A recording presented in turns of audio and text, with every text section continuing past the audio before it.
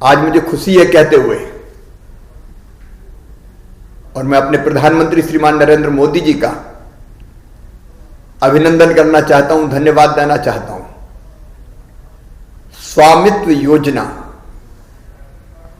अब मध्य प्रदेश में भी लागू की जा रही है।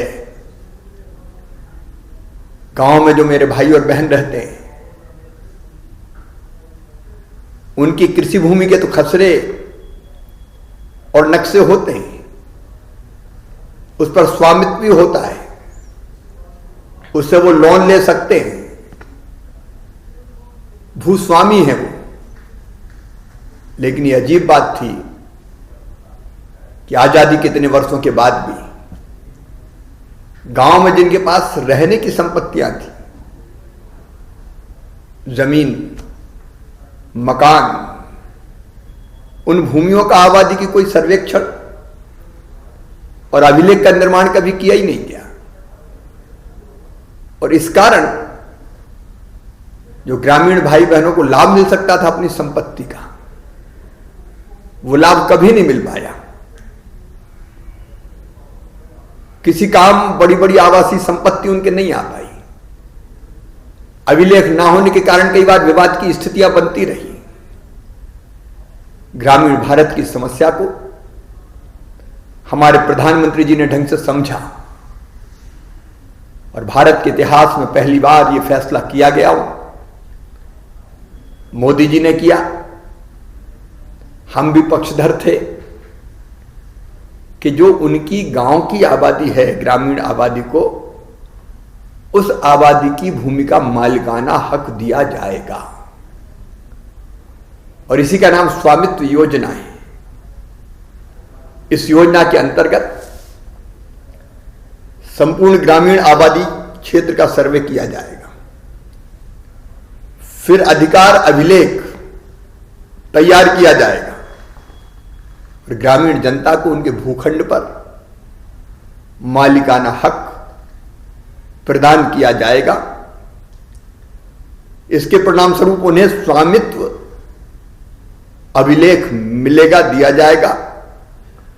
इस स्वामित्व प्रमाण पत्र प्राप्त करने की पात्रता यह होगी कि वो व्यक्ति 25 सितंबर 2018 को आबादी भूमि पर काबिज हो या उसके पश्चात उसे विधि पूर्वक वो जमीन आवंटित की गई हो। कुछ ऐसे ग्रामीण भी हैं जो आबादी पर ना होकर दखल रहित भूमि पर बसे हैं। हम उन्हें भी न्याय दिलाएंगे और ऐसी स्थिति में कलेक्टर जांच कर उक्त भूमियों को भी आबादी की भूमि घोषित कर सकेगा और वो भी उसके मालिक होंगे। एक बड़ा क्रांतिकारी कदम है। इसका फायदा ये होगा कि सभी ग्रामीण बहनों और भाइयों को संपत्तियों का अधिकार अभिलेख, दूसरे शब्दों में कहूं तो भू स्वामित्व प्राप्त होगा। संपत्तियों पर बैंक से लोन लिया जा सकेगा। अभी तो बेकार थी क्योंकि लोन ही नहीं लिया जा सकता था। पारिवारिक विभाजन, संपत्ति हस्तांतरण की प्रक्रिया सुगम होंगी और पारिवारिक विवाद संपत्ति पर से कम होंगे। ग्राम पंचायत स्तर पर भी गांव के विकास की योजनाएं बनाना बहुत सुविधाजनक हो जाएगा। शासकीय एवं सार्वजनिक संपत्ति का सुरक्षा एवं रख रखाव आसान होगा। संपत्ति संबंधी विवादों में कमी आएगी और संपत्ति के नामांतरण एवं बंटवारा का प्रत्यक्ष अधिकार ग्राम पंचायतों को मिलेगा। मध्य प्रदेश को भी पायलट के रूप में इस योजना के लिए चुना गया है और हमने पहले चरण में 10 जिलों का चयन किया है।